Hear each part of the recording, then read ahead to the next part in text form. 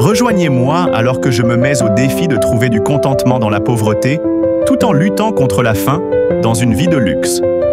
J'ai appris à être rassasié dans la pauvreté et à avoir faim dans l'opulence. C'est un paradoxe qui m'a fait réfléchir sur le sens de la satisfaction et du bonheur. Beaucoup de gens luttent pour trouver une véritable satisfaction, qu'ils soient dans une situation financière difficile ou qu'ils travaillent tout ce qu'ils pourraient souhaiter.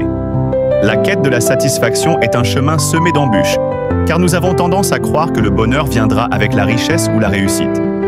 Mais en réalité, la satisfaction est souvent absente, même lorsque nous avons tout ce que nous voulons.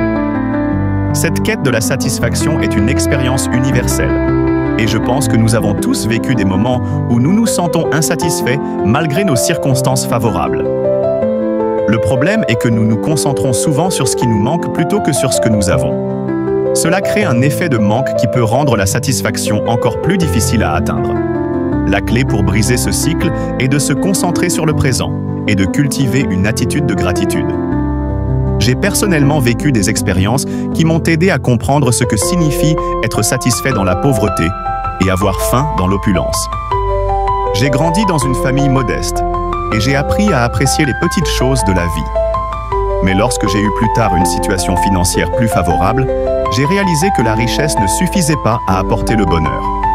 J'ai dû apprendre à nouveau à apprécier les choses simples et à me concentrer sur ce qui est vraiment important. J'ai rencontré des personnes qui avaient très peu de biens matériels, mais qui étaient pourtant très heureuses et satisfaites. Leur exemple m'a montré que la satisfaction vient de l'intérieur et que nous avons le pouvoir de choisir comment nous réagissons à nos circonstances. J'ai également réalisé que la gratitude est une clé importante pour atteindre la satisfaction, car elle nous aide à nous concentrer sur ce que nous avons plutôt que sur ce qui nous manque. J'ai eu un moment de révélation qui a changé ma perspective sur la satisfaction et le bonheur. J'ai réalisé que la satisfaction n'est pas quelque chose que l'on trouve à l'extérieur, mais plutôt quelque chose que l'on cultive à l'intérieur. C'est un choix que nous faisons chaque jour, et c'est une pratique qui nécessite de la patience et de la persévérance. Le fait de me concentrer sur le présent et de pratiquer la gratitude m'a aidé à trouver une satisfaction plus profonde et plus durable. J'ai également appris à apprécier les petits plaisirs de la vie et à ne pas attendre que les grandes choses se produisent pour être heureux. Cette nouvelle perspective m'a permis de trouver un équilibre entre le désir de plus et la satisfaction de ce que j'ai.